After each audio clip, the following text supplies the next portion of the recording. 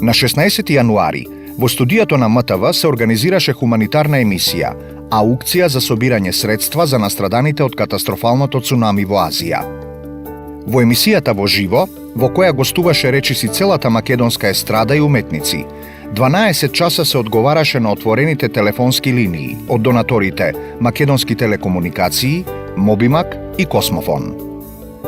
Пијанистот Симон Трпчевски го продаде новото CD издадено од Еми за 27.000 денари, а комплет од 20 CD-а на Синтезис се продадоа за 20.000 денари, додека насликан портрет на Есма Реджепова се продаде за 5.000 австралиски долари на македонец од Сиднеј. Во 2005 година, Советот на Европската Унија донесе одлука на Република Македонија да ѝ се даде кандидатски статус.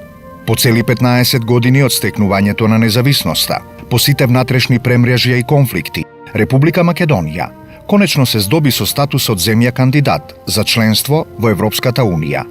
Стратешка цел на Македонија е членството во Европската Унија и НАТО.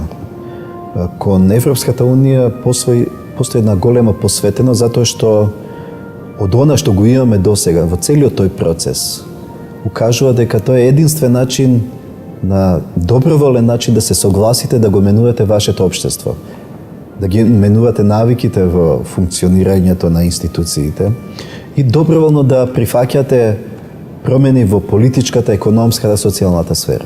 Генерално 2005 година Македонија беше подинамично скроена, порешителна во реформирањето, го задржа темпото од 2001 кога добивме договор за стабилизација, па потоа решителниот и брз одговор на речиси 3000 прашања, што зборуваше за капацитетот на тогашната администрација, па и сега на дел од државната управа да одговори на тие сложени акија и прашалници. Тоа се реформи кои имаат за цел да доведат навистина живот кој доликува на генерациите на денешното време. Значи, затоа Европа е многу повеќе од она институционална рамка која ние ја доживуваме преку реформите. Поднесувањето и прифаќањето на поднесокот на Република Македонија од страна на меѓународната заедница и на Европската Унија одеше многу глатко. Се направи во Ирска, во еден народ кој има големо разбирање, односно кај еден народ кој има големо разбирање за македонските трауми, самиот поделен, обесправен во еден свој дел и така натаму. Во тој момент Грција немаше таков ултимативен, ригорозен став, дозволи да се направи тој исчекор. Мислам дека Грција во тој период процени дека е се уште рано да ја започне блокадата, затоа што имаше можност тоа да го направи кога ќе треба да се додели датум за почеток на преговори.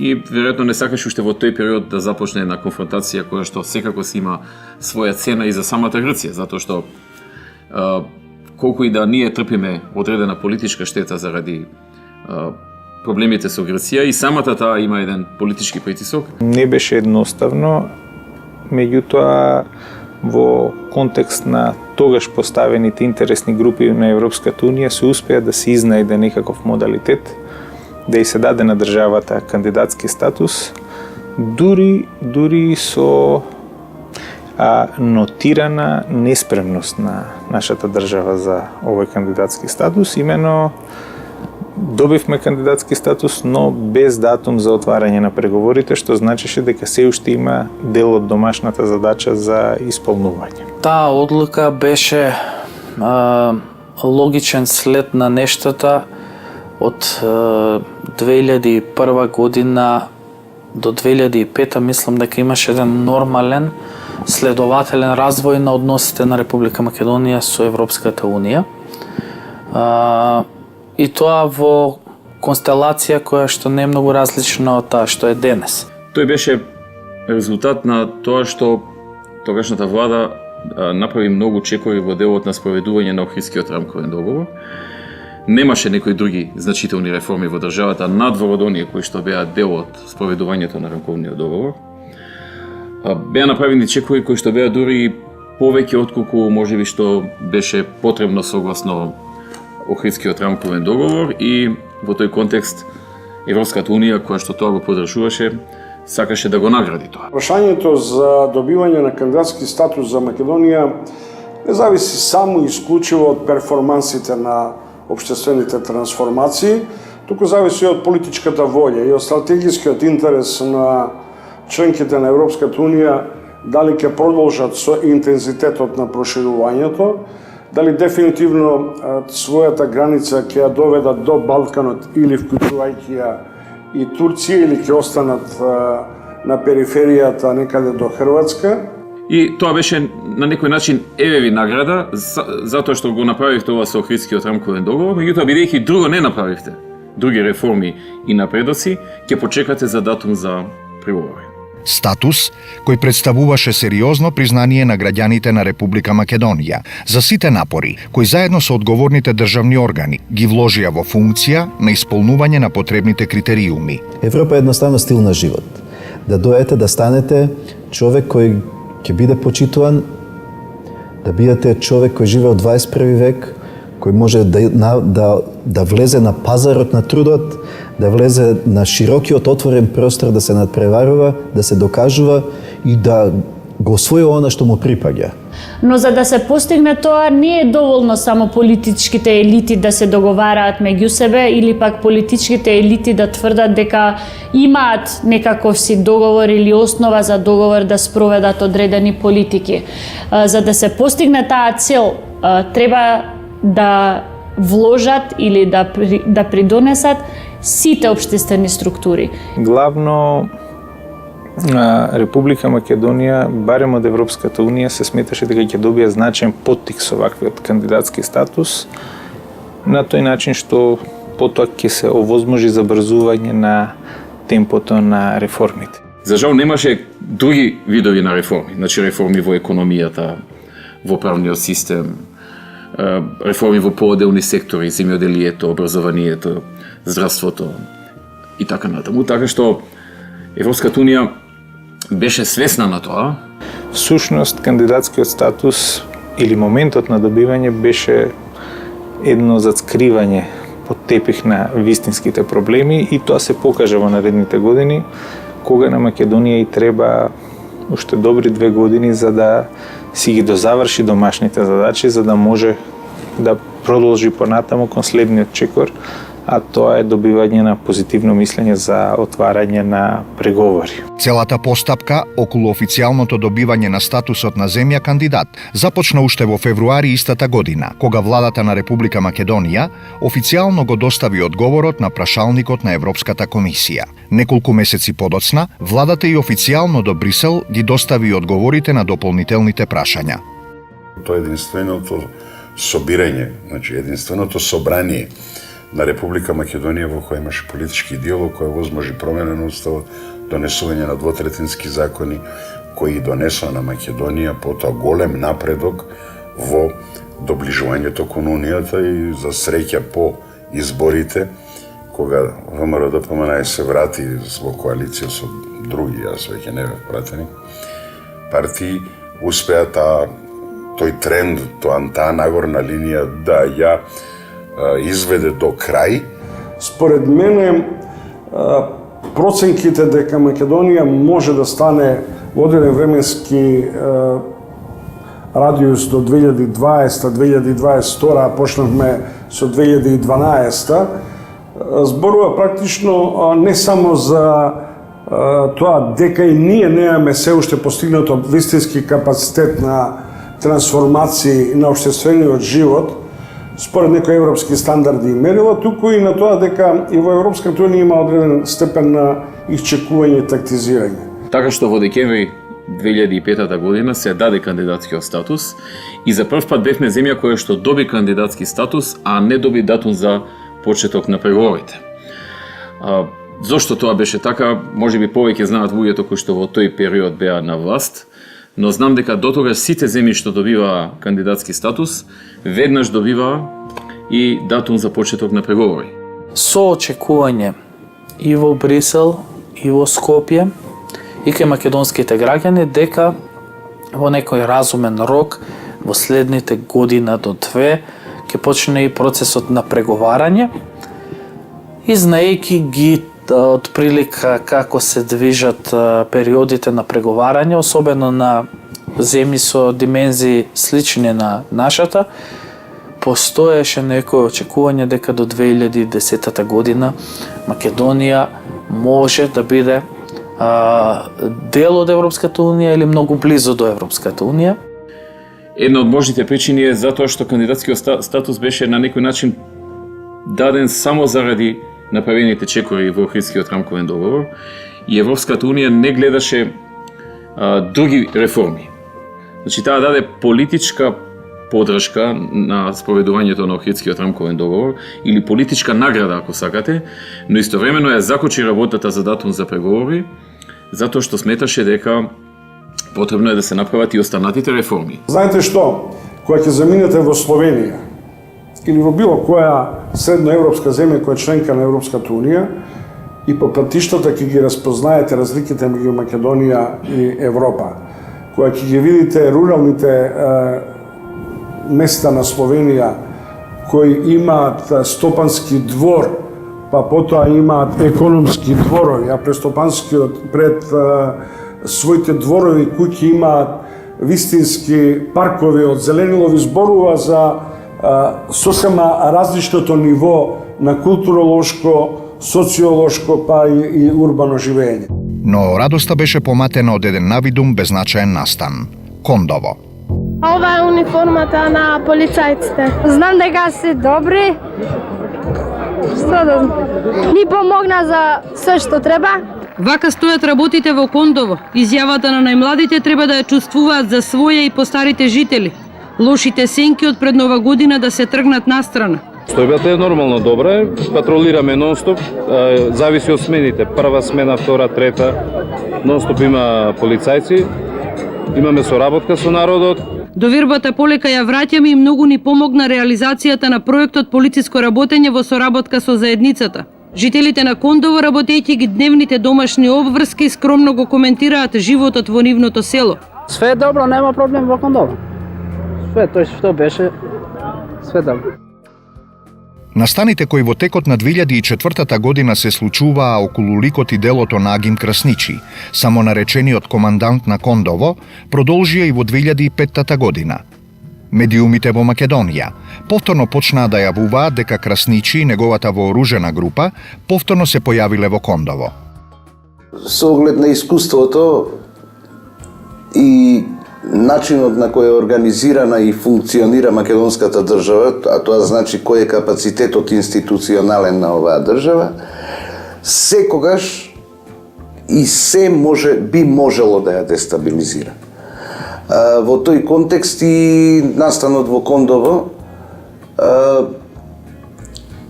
можеше да има импликации безбедностни пошироки. Некако ние навикнавме на такви инциденти во постконфликтниот период и не ни беше нешто ново, да кажеме. Иако за секоја нормална држава тоа би била ненормална ситуација. И ситуација која може да се окарактеризира како апсурдна и која навистина не би требало да се случи. Значи, времето кога се случи е брзо после така наречената војна со ОВК или со УЧК,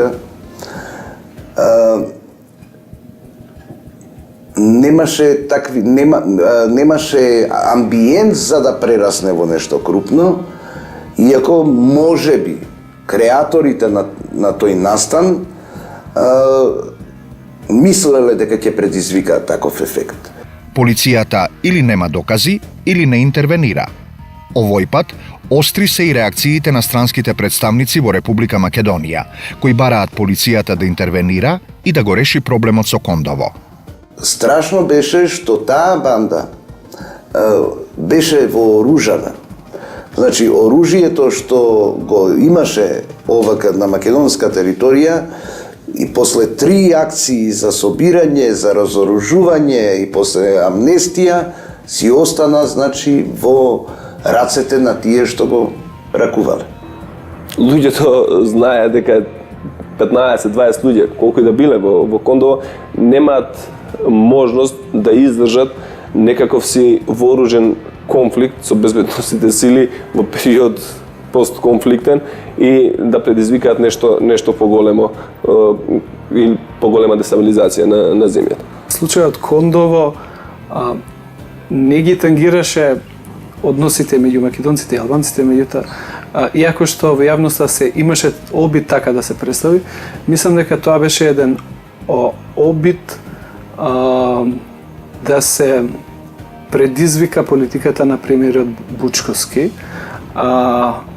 Мислам дека тој инцидент, барем според мене, беше на некој начин поврзан со тогашниот председател Црвенковски. До овој момент информации, па дури индикации дека за случувањата во Кондово или за експлозиите пред полициските станици Битпазар, односно ракетирањето на полициска станица во Ратница, не постои, значи, нити информација, нити доказ, нити индикација дека зад тоа стојат служби на соседни држави. Изјавата на председателот Црвенковски дека надлежните институции мора да ја решат ситуацијата во Кондово за Министерството за внатрешни работи представува голема провокација. Но полицијата не реагира. За доцнетата акција на полицијата, дури кон крајот на годината, како и повлекувањето на вооружената група на красничи, како да беше дел од едно поголемо сценарио, зашто пишуваа некои странски медиуми, а беше пренесено и од домашните. Македонската држава во името на соживотот и рамковниот договор и духот на рамковниот договор влезе во преговори, суштински преговори со една селска банда.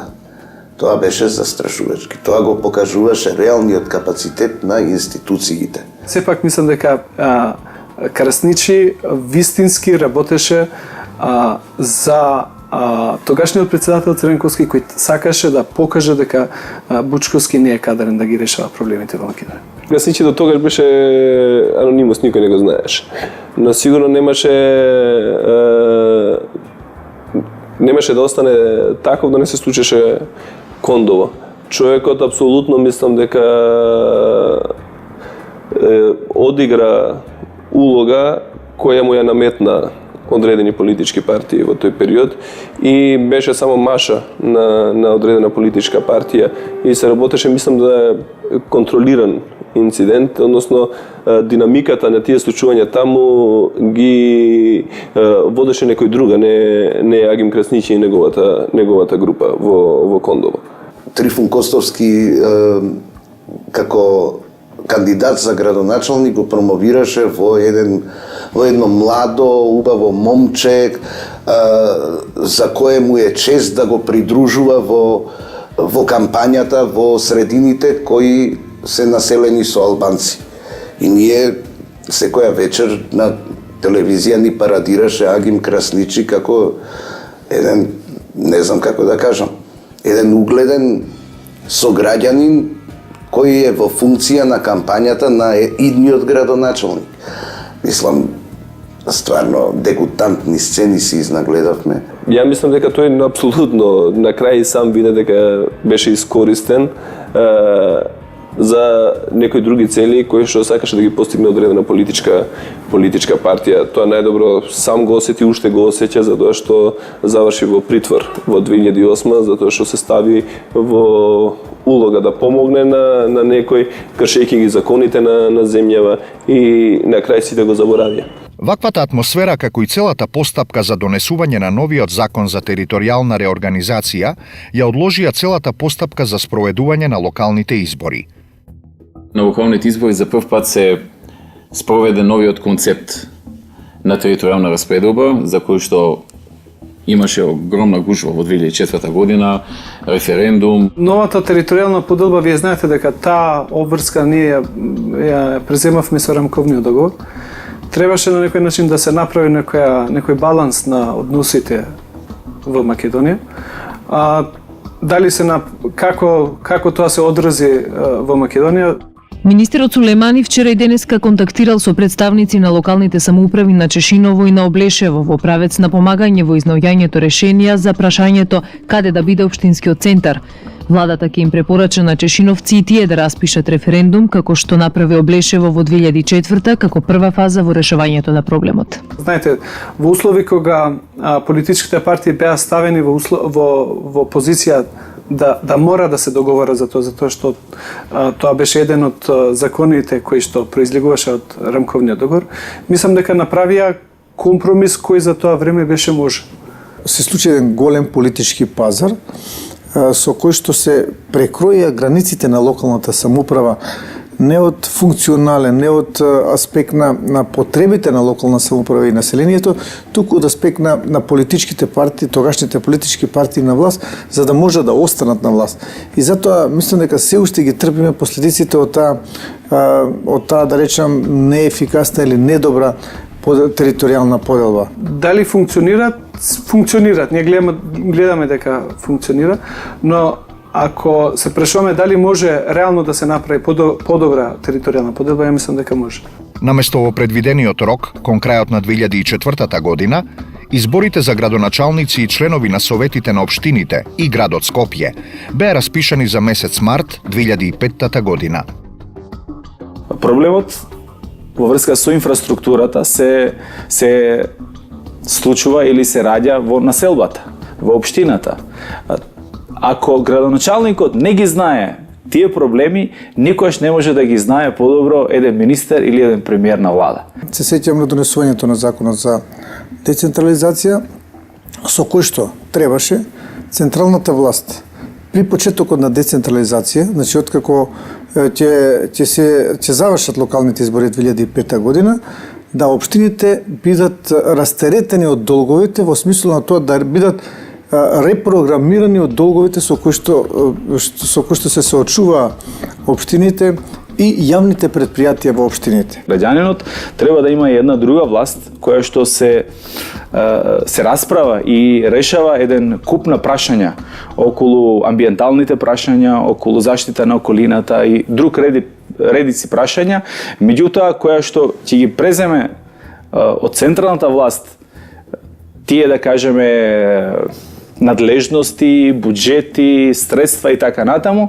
и ќе биде поблиску до граѓаните за да ги реши сите тие прашања. Ние се уште во Македонија тие елементи не се јасни дека постојат два нивоа на власт, локално и централно. Ако го погледнете, локалното не учествува в купниот буџет на Република Македонија ниту со 2%, 2 до 3%. Значи, комплетно локалната самоуправа е занемарена. На овие избори се појавија две големи коалиции. Едната предводена од страна на СДСМ, Заедно за Македонија, и втората предводена од ВМРО ДПМНЕ, За подобра Македонија. Локалните избори во 2005 година беа првата победа на реформираното ВМРО ДПМНЕ и практично од тогаш на сите наредни избори ние победуваме и тоа прилично убедливо. Во албанскиот политички блок, коалиција беше воспоставена само помеѓу ДПА и ПДП. ДУИ одлучи да оди сама на изборите. Изборите 2005 година беа многу значени за Република Македонија, веќе тогаш започна децентрализацијата во Република Македонија. Именно тоа беа првите локални избори во новата децентрализација. И морам да кажам дека во тоа време тоа звучеше како еден вид на добра компензација за сите аспирации за разни модели на поделба на, да кажеме, локалната власт, односно власта во државата. Наинтересна беше политичката битка за градоначалник на Скопје. СДСМ ја поддржа кандидатурата на дотогашниот градоначалник Ристо Пенов. ДУИ излезе со свој кандидат. Истото го стори и коалицијата на ДПА и ПДП.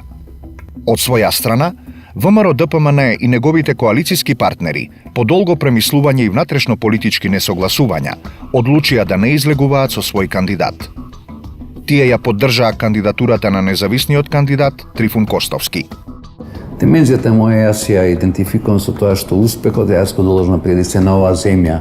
Овдека сум се родил, тука сум се школувал, тука сум научил да работам, тука сум ги понел тие мои работни навики во кои што сум успел во еден запад.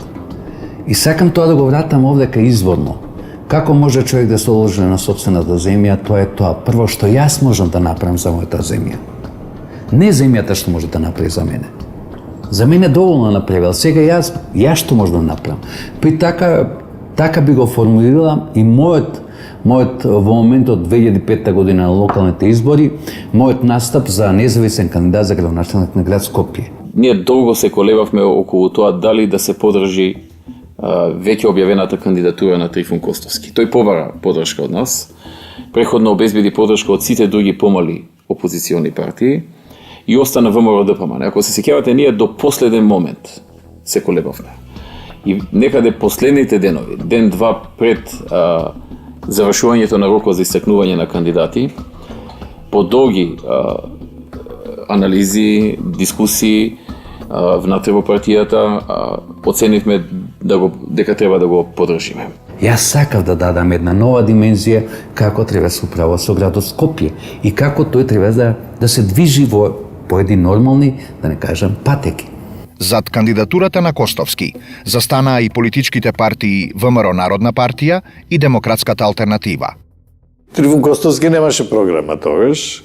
Тој победи на бранот на незадоволството од законот за територијална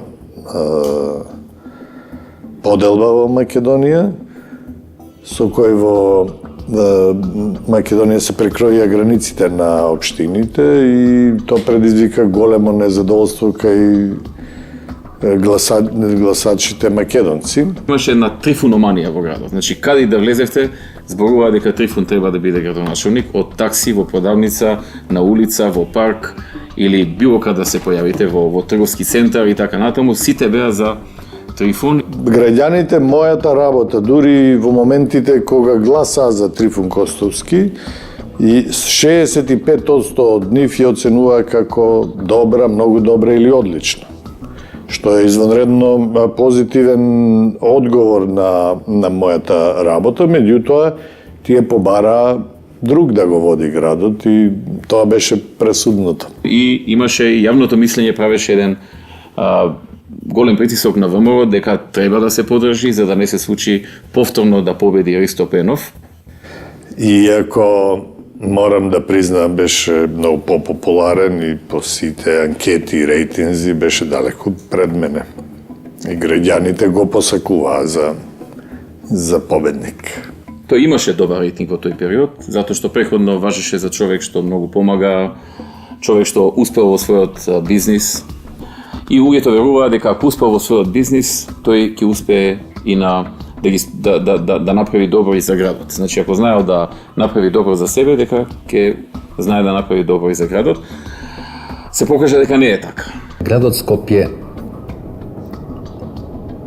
е во една лимбо ситуација. Значи, говориме условно лимбо, ако градоначалникот е од спротивниот политички табор, градот Скопје осуден буквално да животари. Ако е случајно со власта, тогаш тој може да добија поголем дел од средствата, да не кажам од буџетските средства на Републиката, на владата на Република Македонија. Трифун Костовски беше тројанскиот конј, која прифати улогата на тројански конј, за да го донесе ВМРО ДПМН на власт и потоа тие го шутнаа.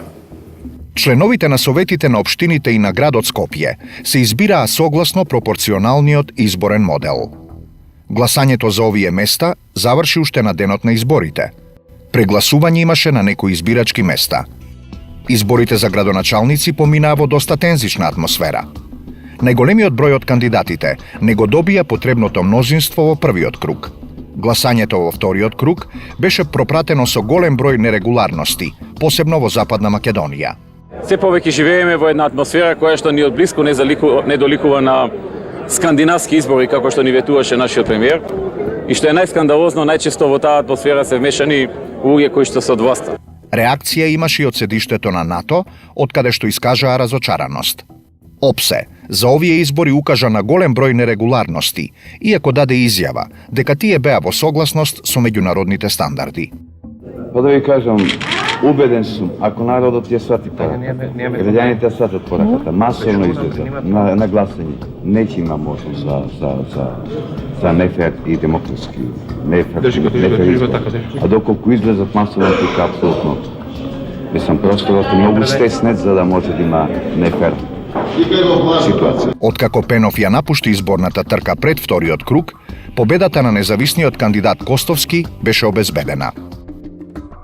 Како градоначелник, секако таа функција обавував 4 години, меѓутоа ниту има претходно искуство да го водам градот, така да некои работи сами по себе веќе се отвара како нови видици, нови хоризонти во поглед тоа што на Скопје му треба. Кога заврши првиот круг на избори, имав средба со еден амбасадор кој што беше пред заминување, амбасадор на една многу значајна држава и особено за нас Македонија, но и една од најмокните држави во светот. И тој ме повика да се видиме, требаше наскоро да се замине. Седнавме на едно место, во еден кафе-бар, така во еден слободен разговор и неговата прва реченица беше ти честитам. Јас мислев дека ми честита за победата на изборите. И се заблагодарив. Но тој некако не се доискаше и продолжи, вели ти честитам што му ја уништи политичката кариера на Трифун Костовски. Викам, а зошто? Мислите дека му ја уништив? Па затоа што вели да не победеше сега со ваша помош, веројатно ќе беше наредниот председател на Република Македонија, а сега откако вие му помогнавте да победи на овие избори, ќе се види дека тој нема таков капацитет за таква работа и нема никогаш во животот да добие шанса од граѓаните за таква работа. Избирачите добиваат 2 гласачки ливчиња, едното за членовите на Советот, а другото за градоначелник на општината. Покрај тоа добиваат и 2 дополнителни ливчиња, едното за градоначелник на Скопје, а другото за членови на Советот на град Скопје. Гласањето тече во ред, отворено е местото во 07 часот за бајле. До сега нема инциденти. Све е во ред. Според анкета на граѓанската организација МОСТ, која ги наблюдуваше изборите, Коалицијата за Македонија заедно доби 36 градоначалнички места, а Коалицијата за подобра Македонија 28 градоначалнички места, од кои 7 за независни кандидати, поддржани од оваа коалиција. При тоа, освојувајќи го градот Скопје, најголемиот дел од скопските општини, како и голем дел од значајните регионални центри. Тие избори беа карактеристични што ВМРО ДПМН, освен што преку Трифун Костовски оствари победа на ниво на град Скопје, ги доби речиси сите општини во Скопје. Освен една, победивме во сите општини во Скопје, каде што живее доминантно македонско население. Победивме и во другите поголеми градови, како што е Битола, Прилеп. Победивме во поголем број места, Радовиш и така натаму и беше јасно дека победата е на ВМРО ДПМН на тие избори. И тоа, како што кажува, беше првата наша победа откако ВМРО ДПМН ја доживеа реформата. ВМРО Народна партија освои 3 градоначалнички места. 2 градоначалнички места и припаднаа на коалицијата ДПА-ПДП. Додека владеачката ДУИ успеа да ги освои градоначалничките места во најголемиот дел општини со мнозинско албанско население, вкупно 15. Завршија локалните избори, јас станав градоначелник на општина Газива и тогаш исто така Трифун Костовски стана градоначелник на градот Скопје. За жал, подготовката за децентрализацијата беше многу недобро организирана.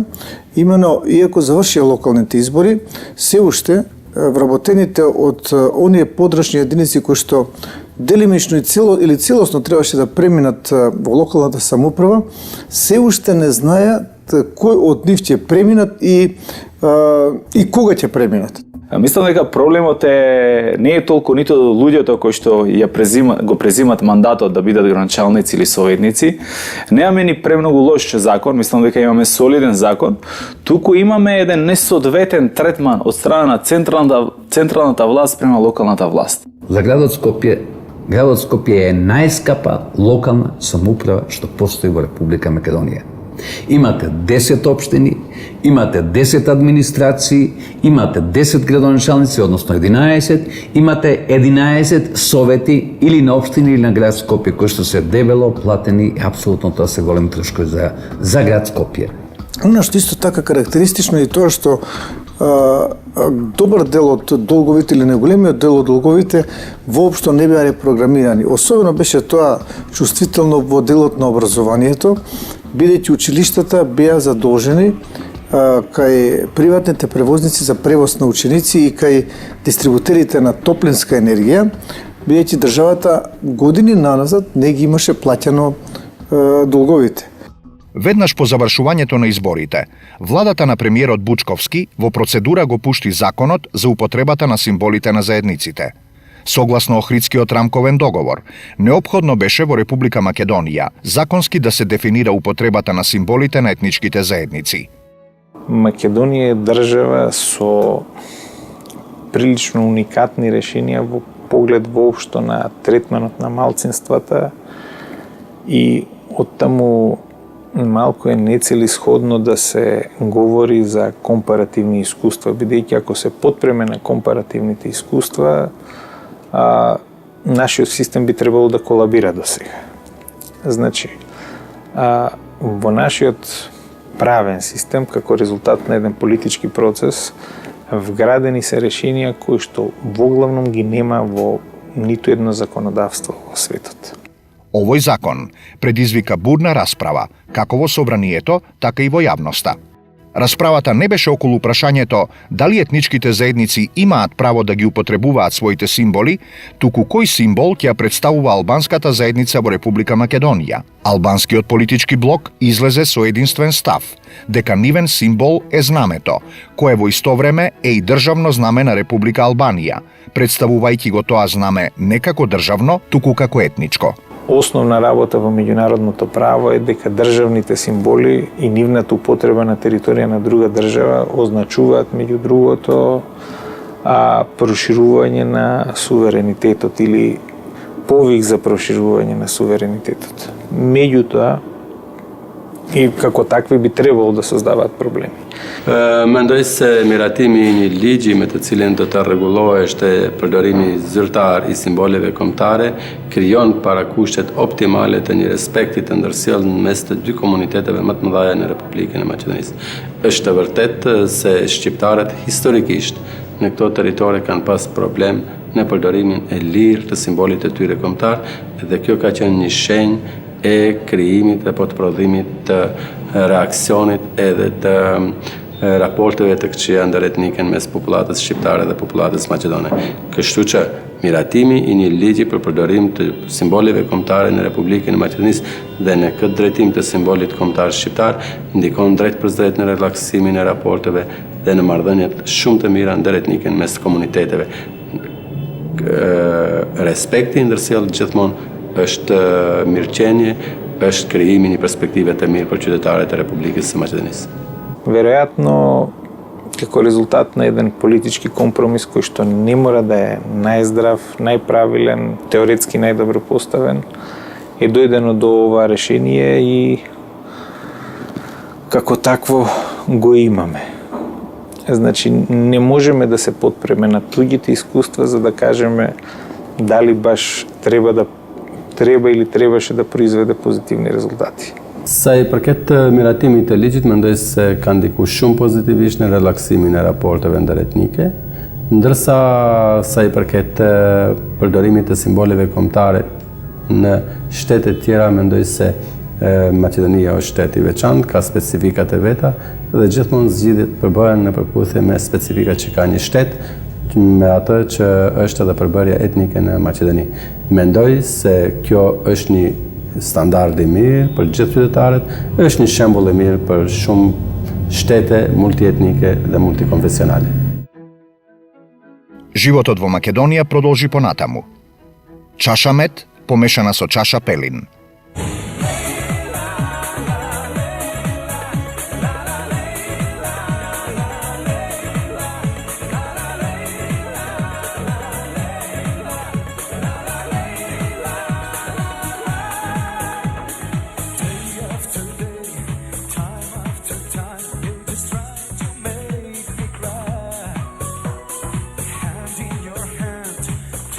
My eyes, I pretend you make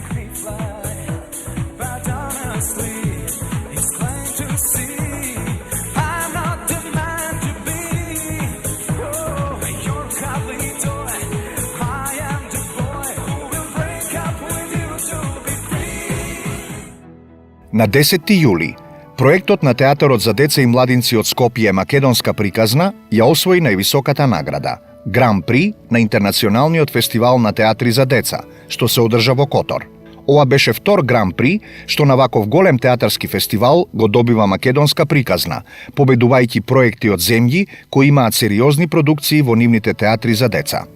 Македонска приказна е проект што во Театарот за деца го постави куклениот мајстор Боњо Лунгов од Бугарија, а во неа глумат, пеат, удираат на тапани и изведуваат анимации 5 мина актери – Тања Кочовска, Катарина Илиевска, Владимир Лазовски, Олгица Христовска и Предраг Павловски. Сценографијата е на Љубомир Чадиковски.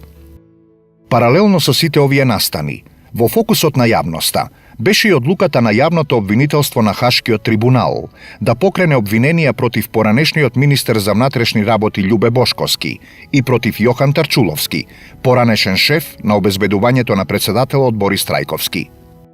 Двајцата обвинети од страна на Хашкото обвинителство се товареа за злосторства против цивилни лица, извршени за време на операцијата на македонските безбедносни сили во село Љуботен во текот на 2001 година. Судскиот спор, односно случајот судењето кое се водеше пред Хашкиот трибунал, несомнено е тешко да биде оценувано од аспект на неговата основаност со оглед на фактот што сепак се работи за меѓународен трибунал и Република Македонија како сериозна држава ги прифаќа сите институции на меѓународното право, вклучително и овој трибунал. Ние можеме да имаме едно или друго размислување за тој суд, меѓутоа тој суд беше формиран од Обединетите нации и тој имаше право да постапува по тие предмети. Меѓутоа, кога станува збор за овој конкретен случај, сепак ќе остане чувството дека во Хаг се судеше само на многу мал број на луѓе, односно само на двајца осомничени или обвинети, како сакате, а потоа се донесе пресуда секако во процедура која одговара на трибуналот. Меѓутоа и двајцата беа представници на институциите, односно представници на безбедносните сили на Република Македонија. Во Македонија јавноста беше поделена и таа поделба мислам дека беше повеќе етничка. Например, етничките македонци сметаат дека тие судски процеси се неправедни, а од друга страна албанците веруваат дека тие луѓе што се таму во Хаг треба да им се суди. Испорачувањето на овие две лица на Хашкиот трибунал предизвика реакции во Македонија, бидејќи Хашкото јавно обвинителство се немаше изјаснето за случаите со мавровските работници и Браната Липково. Инаку, што се однесува до основаноста, сметам дека е неблагодарно да се коментира основаноста на било кој судски случај, со оглед на тоа што трибуналот одлучи дека треба да постапува и може да постапува согласно нивниот статут, согласно правилата за работа на овој суд и тие постапуваа по случајот. Би можел секој од нас повеќе субјективно да ги коментира одлуките, доказите, чувството на основаност или неоснованост, но тоа е сосема друго прашање. Јас можам да го кажам, моето лично чувство се разбира кога човек ќе се сети како започна целата таа постапка од самото приведување на тогаш осомничените, односот на државните институции во тој период. Верувам ќе се сетите дека еден од тогаш приведените Јохан Тарчуловски беше буквално киднапиран од улица, не му беа овозможени нити оние елементарни права да го контактира семејството, да добие право на бранител. Кон крајот на годинава, внатрешен потрес во СДСМ. Долгогодишниот виден член на оваа партија и кандидат за председател на Македонија во текот на изборите 2000 година, Тито Петковски, поднесе неотповиклива оставка на сите функции во партијата. Политичкиот став се гради и политичкиот став може да се промени. Јас реков во моментот кога се прави преиспитување на еден политички став, она што е по-продуктивно, подобро за партијата, може политичкиот став да се промени. Истовремено, со оставката, Петковски најави формирање на нова партија. Раководството на СДСМ ја прифати оваа оставка, ставајќи ја во контекст на личните амбиции на Петковски. Мислам дека сите председатели на партијата токму сакајќи партијата да диши онака како што тие сметат, се залагат за внатрешно партиско единство. Меѓутоа тоа не се подразбира како внатрешно партиска демократија. Уште од 2005 Брисел, значи седиштето на Европска Унија, во неколку наврати и на Бучковски, и на Шекеринска, и на Илинка Митревска, им праќа јасни, недвосмислени пораки дека нивната партија не може прво да се носи рамноправно на политичкиот пазар на изборите со никаков рейтинг, односно со политика која не произведува резултати кои се препознатливи па за гласачите. Олигарсите кои ги создаде СДСМ на почетокот на 90-тите во 2005 веќе се доволно богати, доволно самостојни, дебели, нивните деца школувани на добри универзитети и не сметаа дека му должат нешто на Црвенковски за својата кариера. И доаѓа до таа катарза од внатре. Таа катарза од внатре имаше најлоша можна завршница. А тоа пречистување не се случи, значи се исчисти вториот, третиот ешалон на партијата, отидоа Фрчковски, отидоа Јане Милјовски, отидоа ред други, но остана врвот. За разлика од овие потреси во СДСМ во првата половина на оваа година, на страната на десницата дојде до обединување. Старите кадри на ВМРО ДПМНЕ одлучија да се вратат кон својата матична партија. Борис Мејковски, поранешен генерален секретар на ВМРО ДПМНЕ, и Доста Димовска, во знак, како што изјавија на пресконференција на христијанско помирување, влегоа во коалиција со ВМРО ДПМНЕ. Се приклони и пратеникот Маријан Ѓорчев, кој заедно со уште 4 други пратеници од редовите на ВМРО Народна, на поранешниот премиер Љупчо Ѓоргиевски, ја напуштија пратеничката група на оваа партија. Кон средината на септември, посредникот Нимиц излезе со предлог од 13 точки за начинот на надминувањето на недоразбирањата помеѓу Република Македонија и незиниот јужен сосед. Главниот предлог на посредникот Нимиц беше употребата на тројна формула за уставното име на државата. 2005 година Нимиц даде еден предлог кој што имаше некаква тројна формула, значи 3 варијанти на име.